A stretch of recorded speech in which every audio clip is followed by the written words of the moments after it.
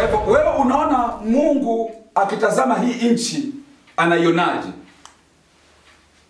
Mungu akikutazama wewe na wewe anakuonaje? Na wewe ni nini unachosema kuhusu yale unayoyaona? Maana Habakuki alipoona, moyo wake ulikuwa unahuzunika. Moyo wake ulikuwa na kilio. Lakini nashukuru maana alipeleka kilio chake na shida zote alizokuwa akiziona akazipeleka kwa Mungu. Hapo ndipo mahali hata mimi na kuelekeza. Yote tunayoyaona, yote unayoyaona uyapeleke kwa Mungu. Hapo ndipo mahali ambapo tunaweza kupata jibu. Maana hata Habakuki alipokuwa anaona udhalimu, nabii huyu anashindwa atafanya, maana hayuko katika power, yeye hayuko katika mamlaka ya nchi, ni nabii tu. Kwa hivyo anapoona anasikia huzuni, anasikia uchungu mkubwa. Nitafanyaje mambo haya? Kwa hivyo akaona hakuna mahali ambapo anaweza kupeleka. Siku hizi ukipeleka kesi yako mahali popote, itapata haki wapi? Maana haki imepotoka. Na hata kipatikana nayo imefanya nini? Itapotezwa tu. Wamama wanalia, watoto wanalia, wazee wanalia, viongozi wanalia. Kwa sababu gani? Haki hakuna.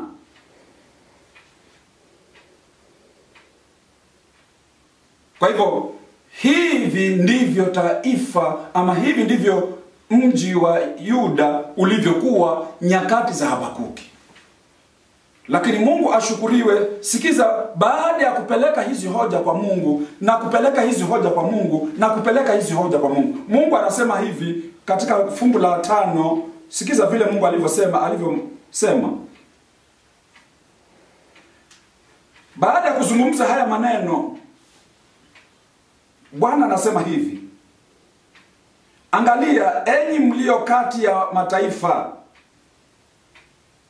katazameni na kustaajabuni sana, kwa maana mimi nitatenda tendo siku zenu, haleluya, ambalo hamtaliamini hata mkiambiwa.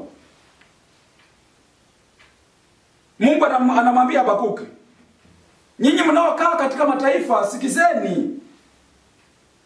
Katika siku zenu nitatenda jambo ambalo hata mkiambiwa hamtaliamini.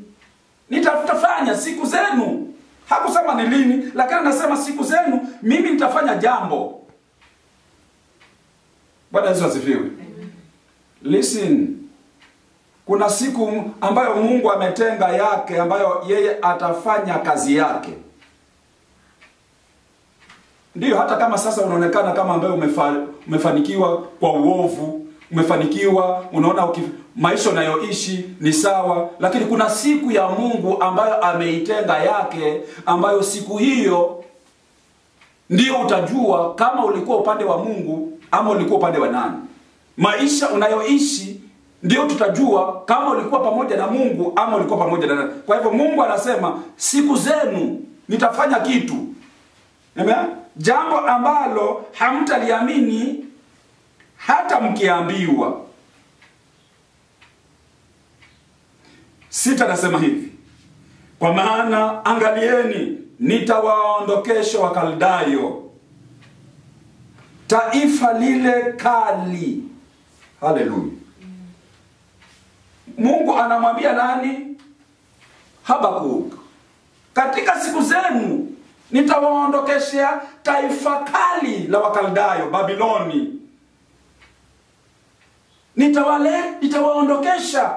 Alafu atafanya nini? Taifa kali, lile kali. Kumbe nyakati hizo lilikuwa ni taifa kali,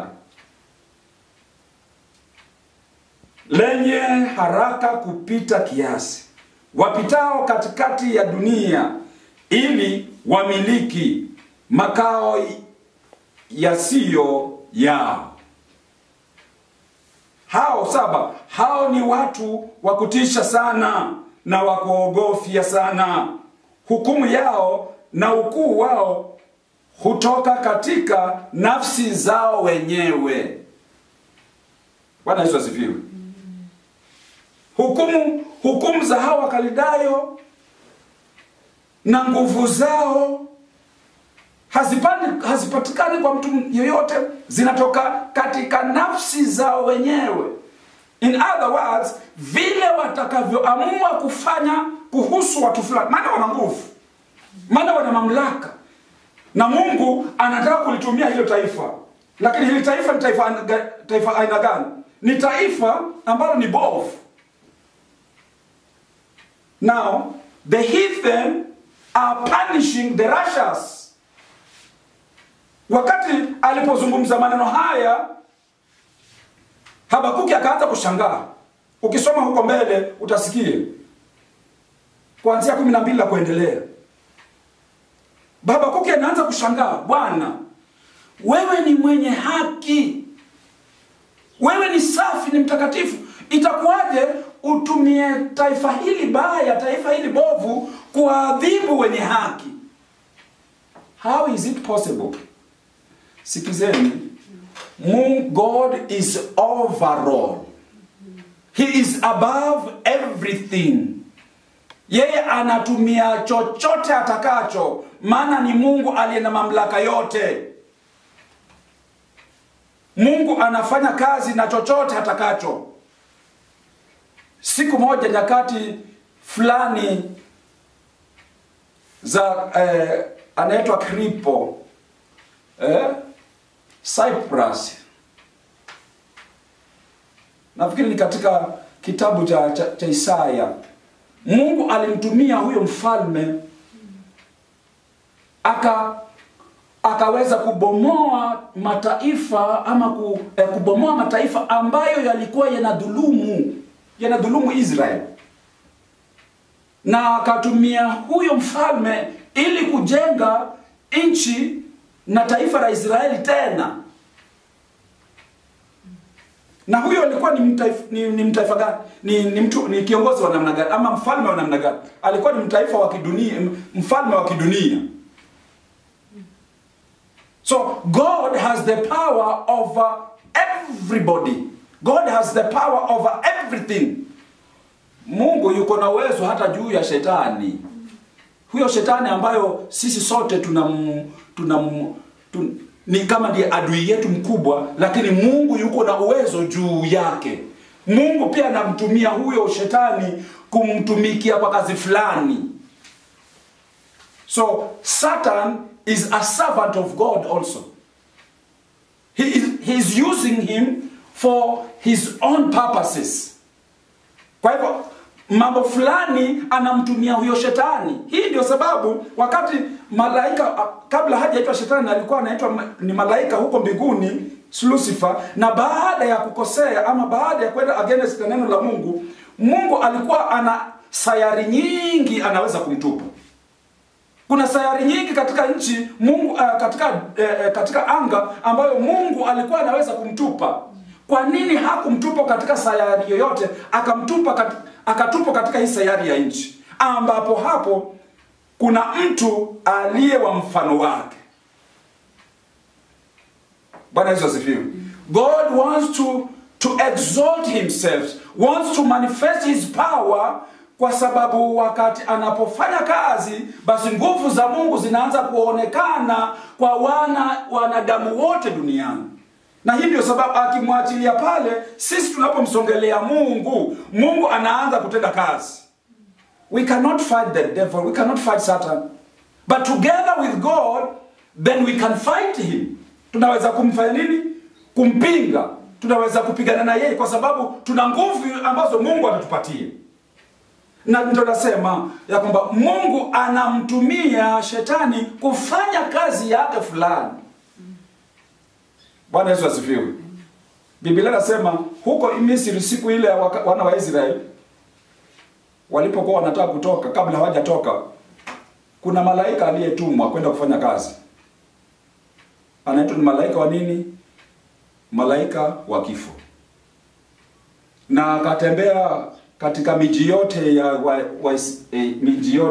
ya nini? Wa Misri.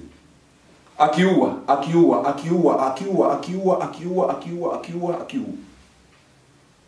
Maana Mungu ana uwezo juu ya kila mtu katika hii dunia. Kwa hivyo Habakuki akiwa anashangaa kwa nini Mungu aliye mtakatifu, God who is pure, God who is perfect, God who is righteous, he can use an evil nation to punish a righteous nation. God can use anything. God can use anything. And he is not obligated to answer any question when he does his work. He's not obligated to anybody. He's not answerable to anyone. Ni sisi tuamini, ni sisi tumtazame, tuone vile anavyosema katika maisha yetu. Kwa hivyo Mungu akamjibu Habakuki, katika siku zenu nitaondokesha taifa la Wakaldayo.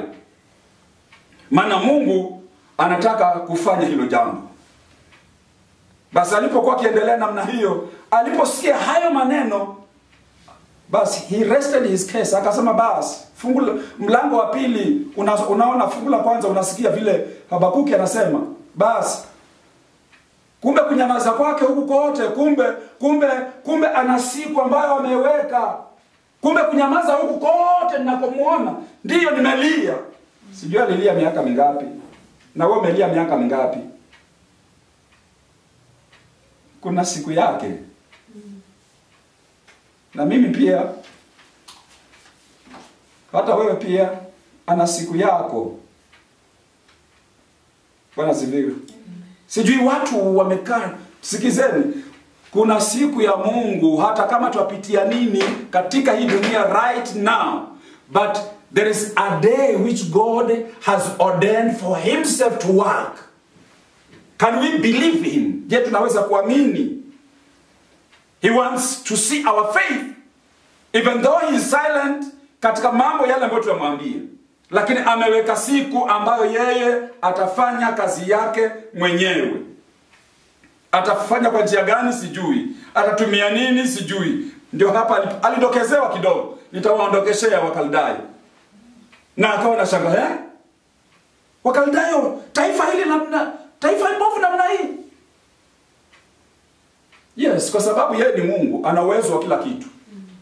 Yes, kwa sababu yeye ni mfalme, ana uwezo wa kila kitu. Anatamalaki kila mahali, anatawala kila mtu. Siku moja kuna mtu anaitwa, nabii mmoja anaitwa Elia. Huyu nabii Elia alipokuwa anamkimbia mwanamke Yezebeli, mfalme malkia wa Ahab, mfalme Ahab. Basi alitoka mbio na kuanza kukimbia.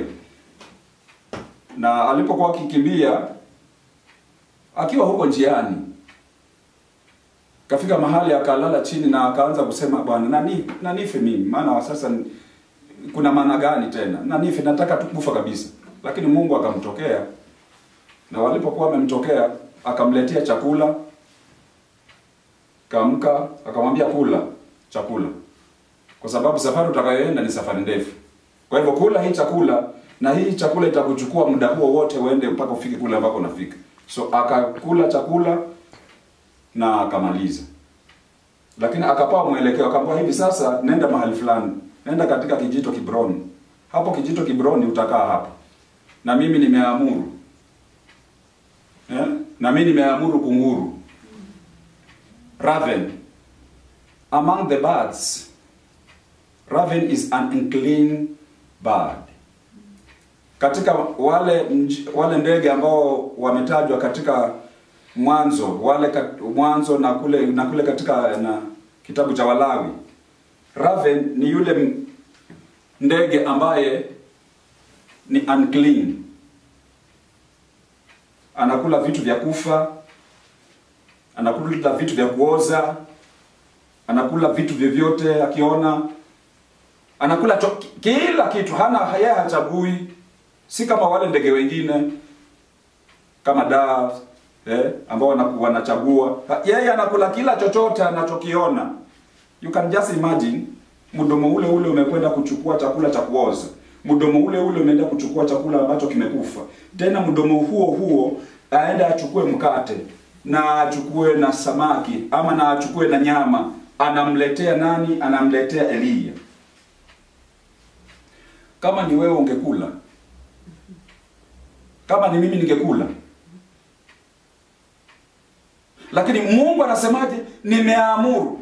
Na nashukuru Elia hakuwa na maswali mengi. By the way, Elia ni Myahudi. Pengine angemuuliza, bwana, mbona wewe unataka nifanye nini? Nile chakula cha huyu kunguru ambaye ananiletea na chakula kunguru vile alivyomchapa. Maana wanajua hiyo. Wanajua, maana hawa wanajua sheria. Wakati wa sheria Musa walielezwa ni aina gani ya ndege wanastahili kukula. Na sasa huyu ndege anatumiwa na Mungu ili kufanya nini? Kuleta chakula kwa nani? Kwa mtu wa Mungu. The unrighteous is used by God to serve the righteous people. Because it is God who is commanding. It is God who is giving that power. It is God who is directing that person. Huyu njiu ama huyu kunguru anaongozwa na nani? Sio yeye mwenyewe. Maana yeye mwenyewe ana vile kujitawala. But this time, now to serve who? To serve Elijah, he has to follow the word of God. Nenda ukachukue mkate. Nenda ukachukue nini? Nyama. Pelekea nani? Pelekea Elia. Kwa hivyo anatoka na baada ya kishamaliza basi ataishi bila apendavyo. It's very unfortunately that baada ya kutumiwa huyo mwenye haki, huyo asiye na haki, baada akishatumiwa na Mungu, unajua nawekwa wapi? Na hii ndio siri ambayo sisi sote tunatakana tujue. Ndio watu wengi wanasemaje? Hata pia mimi ni wa Mungu. Ndio sote sisi ni wa Mungu jameni, lakini sikiza, kama hatujapata nafasi ya kuingia ndani ya Yesu Kristo ili tuzaliwe mara ya pili, sikiza, hatuna uzima wa milele. Hatuna wokovu. Uzima wa milele hauji kwa kuzaliwa tu kwamba tayari uliumbwa na Mungu basi wewe automatically sasa Mungu ameweka njia yake ya kwamba ili tuzaliwe mara ya pili, na tukishazaliwa mara ya pili hapo ndipo tunaweza kufanya nini? Tunaweza kuurithi uzima wa milele na kuwa wana wa Mungu na kupata haki ya Mungu. Kwa hivyo baada akishatumiwa huyu kunguru anapelekwa wapi? Yes, ameachwa. Anaondolewa. So after the Wakaldai wakishatumiwa kufanya kazi ya Mungu, because they are going to punish who? Israel. Itamwadhibu kulingana na nini? Mungu amewaambia. Na baada wakishafanya hiyo kazi, halafu Mungu na yeye ana deal na wao. Maana ni taifa of. Bwana sifiwe. Kama una mradi, kama una huduma, kama umefanya nini, hata saa nyingine watu ambao hawajaokoka wanaweza kusema, chukua hii pesa kanitolee sadaka. Chukua, usikatae, naenda ukatoe sadaka. Lakini God is going to deal with them later on, ana siku. Na usimdharau wakati anapofanya hivyo. Chukua, twende ukatoe vizuri. Kama anataka kujenga kanisa, wacha ajenge hilo kanisa. Wengine wanasemaje? Mbona kanisa letu halitajengwa na mikono michafu? If God has commanded, who are you to refuse? Who are you to withhold that? If God has commanded, kama Mungu amemzungumza na yeye amemwambia nenda ukafanye, wewe unamzuia nini? Wacha afanye, kwa sababu kuna siku ya Mungu ambayo Mungu atadili na yeye mwenyewe. Na hivyo ndivyo akamwambia nani? Hivyo ndivyo anamwambia nani? Habakuk. Na Habakuk akafika mwisho akasema basi. Wacha tusome chapter 2 verse 1. Sikiza vile anasema. Kumbe kunyamaza kote. Kumbe hii yote, kumbe Mungu hivi ndivyo atakafanya. Unajua? Mungu akikuonyesha kila kitu, unaonaje? Mungu akuonyesha kila ukiomba ameshajibu tayari, kila ukiomba atajibu tayari, kila ukiomba amejibu tayari, kila ukiomba amejibu tayari, kila ukiomba unaonaje? bas hakuna, hata sometimes you can relax a bit. Kwa sababu unajua tu nikienda kwa Mungu atajibu. Si kwamba Mungu hajibu, atajibu. Lakini kwa wakati wake. Wacha tusome verse 2, chapter 2. Anasema hivi, angalia verse 1. Baada ya mazungumzo na Mungu, hivi ndivyo anavyosema. Mimi, haleluya. Haya. Baada ashaonye amepawa mafunuo hayo yote, akasema mimi. Bwana ziviwe. Mimi.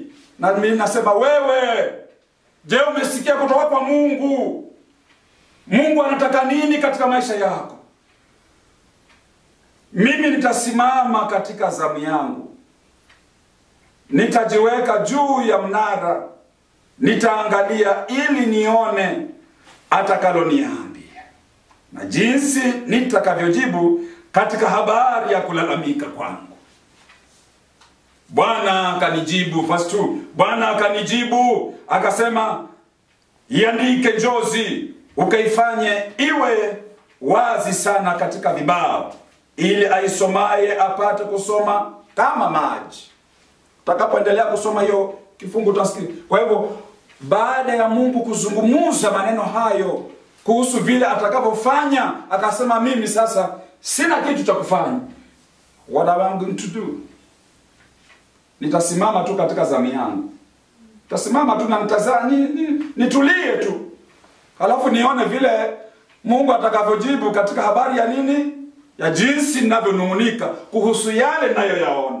Mungu atasema, Mungu atafanya nini? Maana hatuna uwezo saa nyingine ya mambo fulani. Lakini Mungu ukimpelekea ana njia ya kufanya.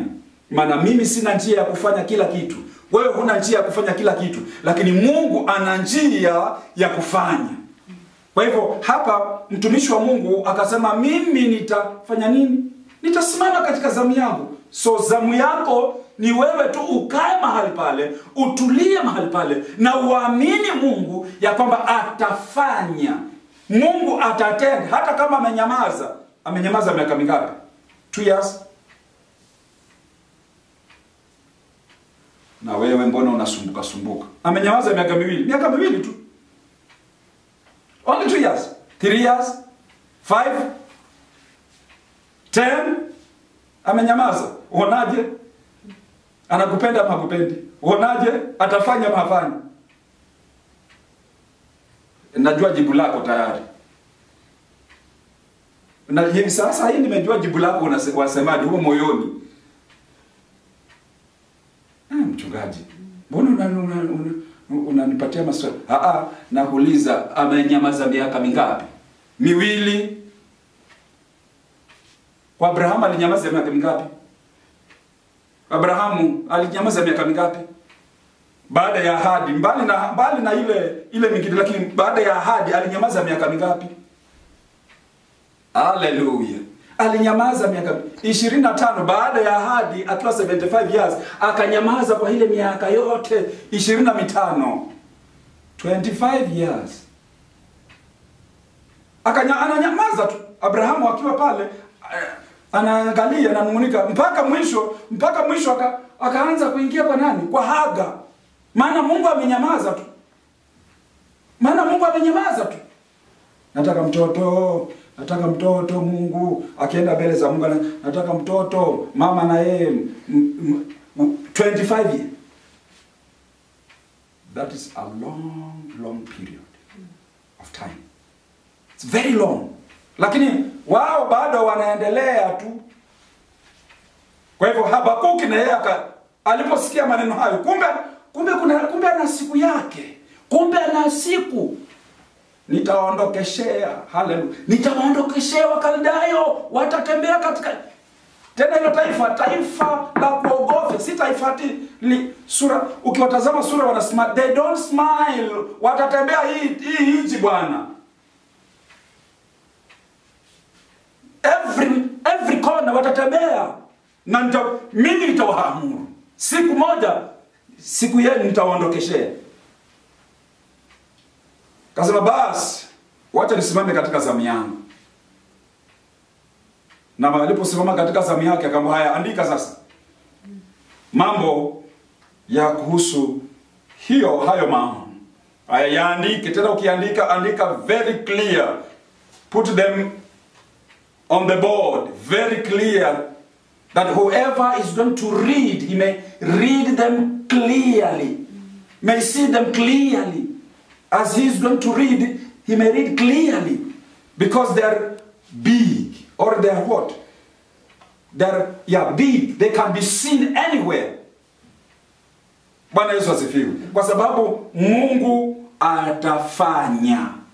Nasikiza hiyo maono alipoambiwa, akaambiwa kila kitu. Akaambiwa kila, ukitazama huko utasikia vile anavyosema.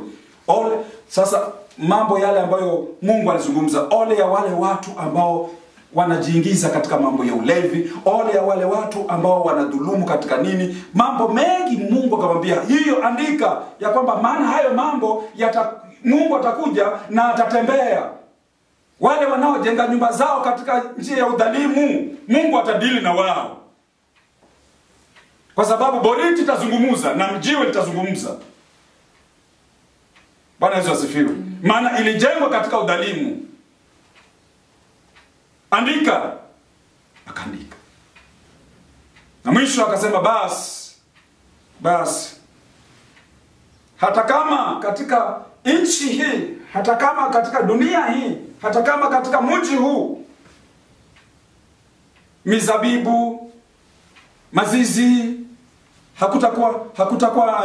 hakutakuwa na ng'ombe na mbuzi, mizabibu haitatoa zabibu zake, na miti yote, hali zote zitabadilika, lakini maisha yangu mimi sasa, that is what God needed. Hayo ndio Mungu alikuwa anataka. Mungu anataka nini katika kizazi hichi chetu jameni? Ndio uovu utaendelea kuzidi. Udhalimu utaendelea. Ndugu, bado hatujaona udhalimu. Bado tutaona udhalimu. Umefanya kazi yako vizuri, umemaliza, umekaa na hulipwi. Hakuna kulipwa. Umefanya kazi, umemaliza na hulipwi.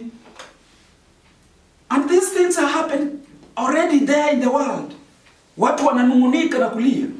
Tumeona hata katika serikali, tumeona hata katika kaunti zetu, watu wanadai na kudai na kudai na kudai na kudai. Amefanya kazi lakini kulipwa halipwi. Juzi tumeona kijana mmoja amefanya kazi vizuri, amemaliza, lakini halipwi. Na yule mtu ambaye anamdai, hata yeye naye anamdhulumu, hata nampiga. Lakini kuna siku, hallelujah, and that day is coming. I am warning you.